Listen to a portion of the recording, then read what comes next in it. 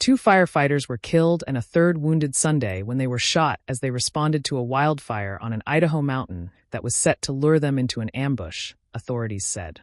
A tactical response team used cell phone data to zero in on a wooded area where they found the body of what's believed to be the lone suspect and a rifle nearby as flames were rapidly approaching, Kootenai County Sheriff Robert Norris told a news conference late Sunday night. Norris said a signal was detected coming from a cell phone that was in the same spot since about 3:16 p.m. local time, and authorities honed in on it.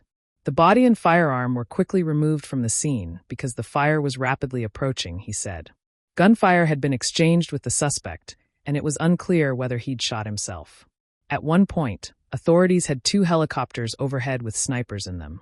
The suspect in the Idaho shooting has been identified as Wes Rowley, according to the Associated Press. A shelter-in-place order for area residents was lifted, but residents were urged to stay alert because the fire was still burning. Norris said, "We do believe that the suspect started the fire, and we do believe that it was an ambush and it was intentional. These firefighters did not have a chance." Norris didn't say what type of rifle was found or what investigators think the gunman's motive might have been. He said the blaze covered about 20 acres and there were 300 law enforcement officers at the scene, including some from Spokane, Washington, and the FBI. Sheriff's officials said crews responded to a blaze on Canfield Mountain, just north of Coeur d'Alene around 1:30 p.m., and gunshots were reported about a half hour later.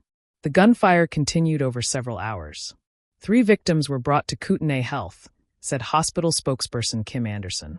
2 were dead on arrival. The wounded firefighter was fighting for his life after surgery but was in stable condition, Norris said.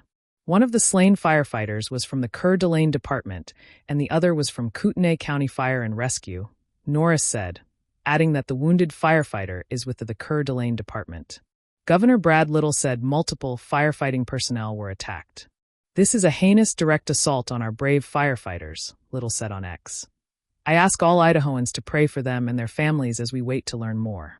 Norris told reporters as the situation was unfolding that, "We still have civilians that are coming off of that mountain.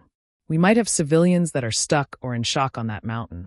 So this is a very, very fresh situation.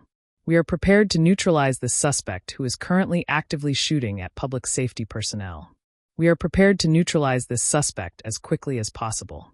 He said at the late-night news conference that authorities think all civilians are off the mountain, including any hikers who were in the vicinity. Coeur d'Alene is close to the Idaho-Washington border, about 30 miles from Spokane.